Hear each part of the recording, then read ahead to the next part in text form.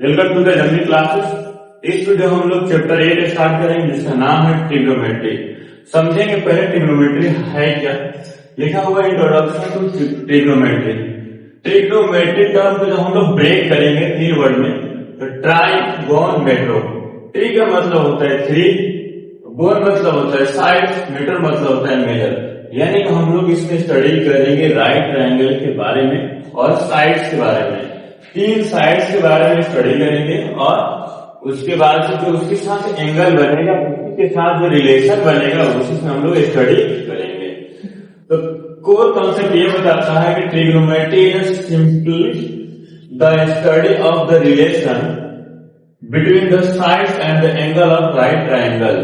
Trigonometry का real difference ये है कि हम लोग राइट ट्रायंगल के बारे में, उसके साइड्स और उसके एंगल के द्वारा जो रिलेशन बनता है रेशियो का, उसी को हम लोग स्टडी करते हैं। तो हम लोग यहाँ समझा कि किसके बारे में पढ़े, हम लोग राइट ट्रायंगल के बारे में पढ़ेंगे और उसके 3 साइड्स के रेशियो और एंगल के साथ जो भी रेशियो बने उसके बारे में स्टडी करेंगे। आगे आया ट्रिग्नोमेट्री रेशियो क्या है। आपके सामने ये राइट ट्रायंगल है, ये बिल्कुल बेस है, यहाँ हमेशा 90 के सामने वाला हाइपोटेन्यूज बनेगा और ये जो होगा परपेंडिकुलर होगा।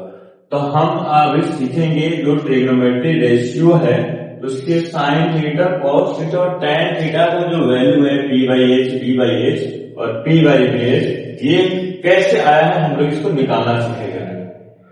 ठीक है, देखिए मेनली बात है कि अगर मैं इसको थीटा मान रहा हूं, अगर मैं इस थीटा मान रहा हूं तो कंडीशन क्या होता है कि अगर आप इसको थीटा मान रहे हैं तो जो इसका अपोजिट वाला होता है वो P हो जाता है।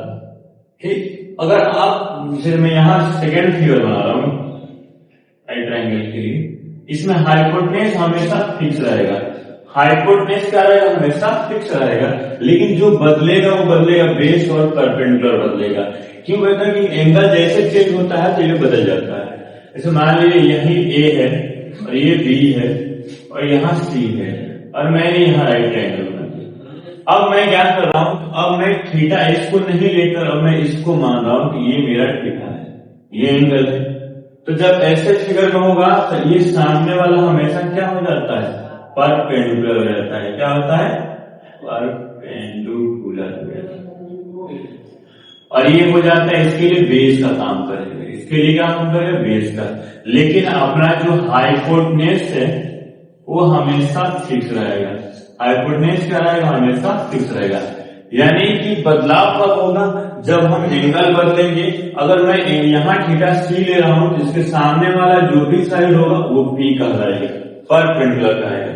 और जस्ट उसके नीचे ये जो है वो बेस हो जाएगा। हाइपोटेन्यूज तो फिक्स है, हाइपोटेन्यूज नहीं चेंज होगा। हमें बस ध्यान कब रखना है, जब हम थीटा बदल रहे हैं तो उसके सामने वाला P हो जाएगा, यानी परपेंडिकुलर हो जाएगा और ये बेस हो जाएगा और ये हाइपोटेन्यूज हो जाएगा।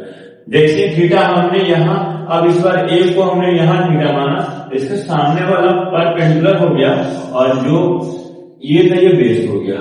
तो यही ये पॉइंट है जिसे याद रखना है।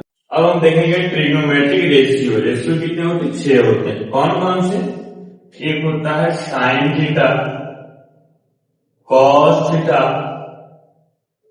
Tan theta.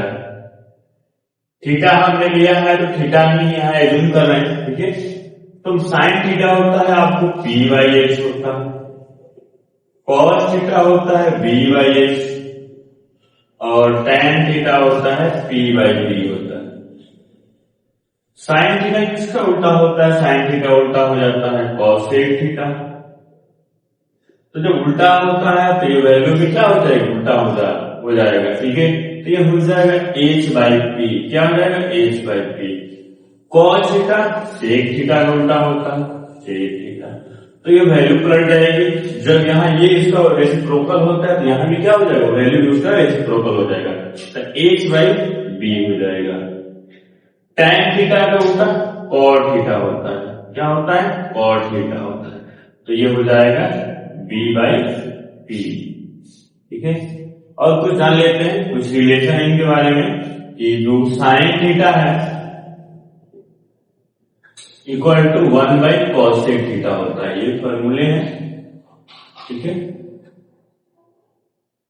कॉसेक थीटा और यहाँ से cos theta equal to 1/sec theta होता है, इसको भी रख ले। इस सब आगे के चैप्टर में जरूरत पड़ेगी। और tan थीटा बराबर क्या हो जाता है? tan थीटा बराबर 1/cot थीटा हो जाएगा। कितने हो जाएंगे? cot theta. तो ये केवल चैप्टर 8 के लिए इतना बहुत है, बाकी आगे के लिए हम लोग पढ़ेंगे नेक्स्ट वीडियो में। तो लास्ट को बोल रहे हैं।